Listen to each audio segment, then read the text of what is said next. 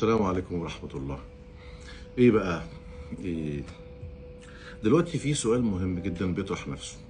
هي حماس قامت بعملية 7 اكتوبر ليه؟ ده سؤال مهم. بس قبل ما نجاوب على السؤال ده عايزين ناخد الموضوع كده ان احنا بس نرجع بيه كده بالعكس لورا. يعني لحد النهارده كده النتيجة ايه؟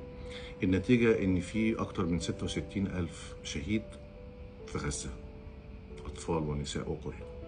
في مصابين، ارقام، في اصلا اعداد لسه ما هياش معروفه ما بين المصابين والمفقودين. ده بخصوص غزه. ده غير طبعا تدمير غزه بالكامل ومباني غزه واحيائها وشوارعها ومبانيها وابراجها اللي بتنزل على الارض زي ما كلنا بنشوف.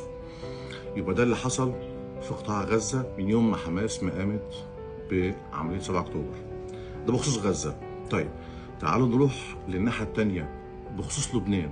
ايه اللي حصل فيها؟ لبنان كان فيها حزب الله زي ما احنا كنا عارفين، وكان بيستعرض حسن نصر الله بقواته باللي عنده وبأسلحته وبأعداد الجيوش اللي عنده، والهدهد وما هدهد وطلع وراح وجه. في النهاية بحتة عملية كده بسيطة اللي هي اسمها البيجر اللي كانت من حوالي سنوي كده يعني. العملية دي جت خلصت على قيادات اللي هي قيادات العليا بحزب الله. طيب وبعد كده طبعا احنا كلنا عارفين ان جت اسرائيل وضربت المبنى اللي كان فيه اجتماع حسن نصر الله بالناس اللي معاه والدنيا، وحزب الله تقريبا كده يعني خلاص على وشك ان هو ما عادش فيها. وكان نتيجه لكده اسرائيل دخلت لبنان، واسرائيل ما هيش خارجه من لبنان. معلش، هي دخلت خدت ارض، هي مش هتسيب الارض دي.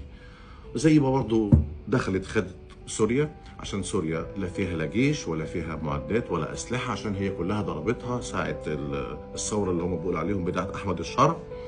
ودخلت طبعا اراضي سوريه ما كانتش تحلم ان هي اصلا تخش نصها، ودخلت وخدت.